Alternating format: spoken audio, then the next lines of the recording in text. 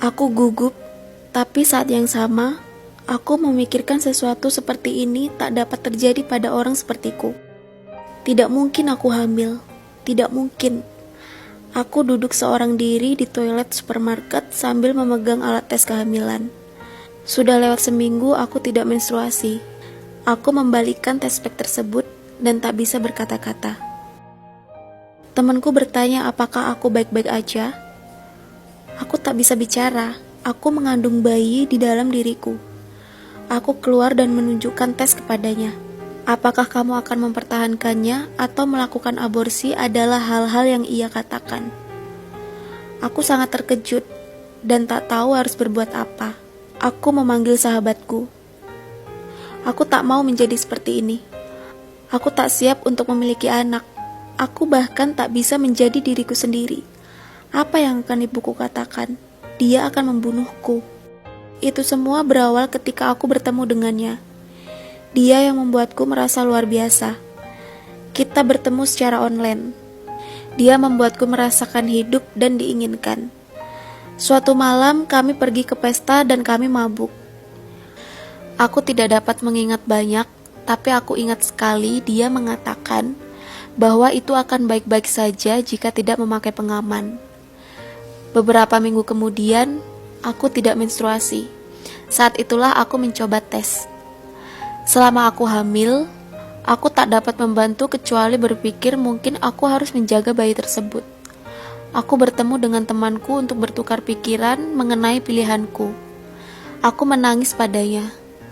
Aku menangis tentang apa yang akan aku lakukan.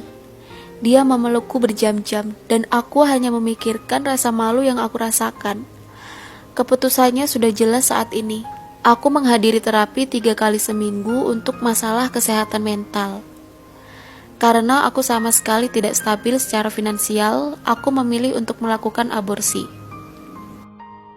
Aku hamil selama 8 minggu. Aku mual di pagi hari dan sangat kelelahan setelah berjalan sebentar. Keluargaku tak tahu kalau aku hamil, berpura-pura bahwa aku baik-baik saja dan tidak membuat itu baik. Tekanannya sangat buruk. Aku pulang dari kuliah dan hanya menangis.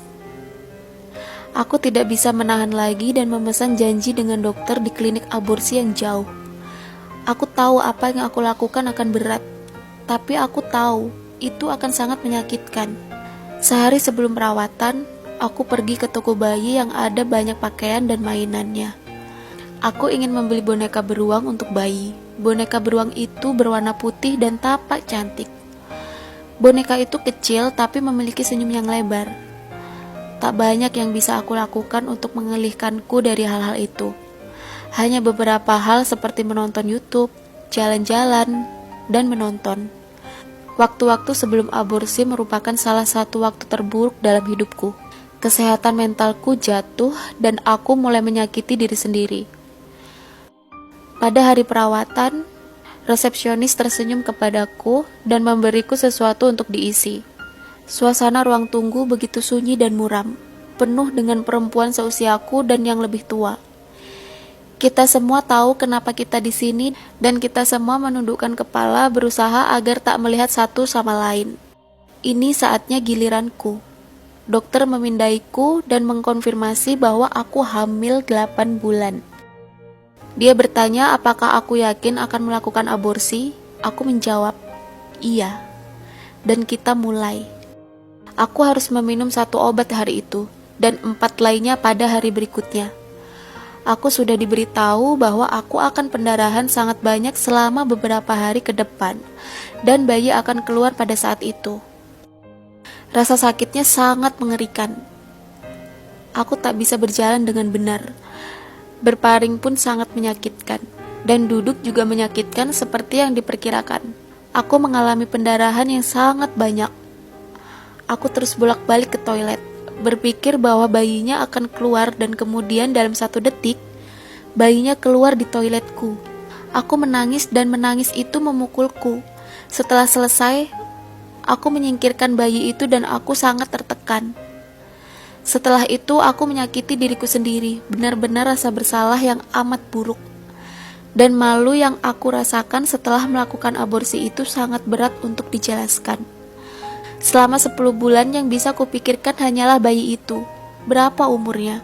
Apakah dia laki-laki ataukah perempuan? Apakah dia akan mirip denganku? Aku tak memberitahu ayahku sampai setelah itu terjadi, dan dia kesal karena aku tak datang kepadanya. Dia ingin membantuku dan mendukungnya semampunya. Setahun kemudian, aku masih berjuang untuk memahami apa yang terjadi. Aku tahu itu bakal sulit bagi ayah. Kami hancur bersama karena ini. Itu payah, tetapi seiring waktu aku telah mampu mengambil langkah mundur dan berpikir. Ada hari-hari ketika semua yang aku lakukan hanyalah menangis tentang bayi. Tapi aku berada di tempat di mana aku bisa merasakan diriku semakin kuat. Aku harap ceritaku membuat kalian berpikir 2 kali sebelum berhubungan badan, dan berpikir juga mengenai aborsi. Kesedihan, kemarahan, kesalahan, rasa malu dan kehilangan serta beberapa emosi yang datang karenanya.